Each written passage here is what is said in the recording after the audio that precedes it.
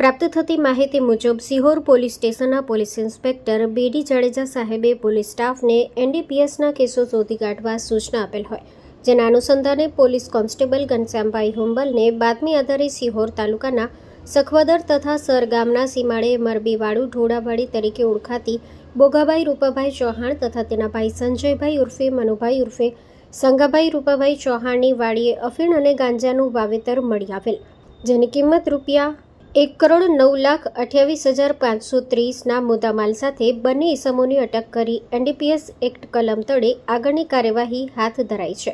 Story report by Anil Gohil, Bhavnagar. માં motor driving, safe and sure driving.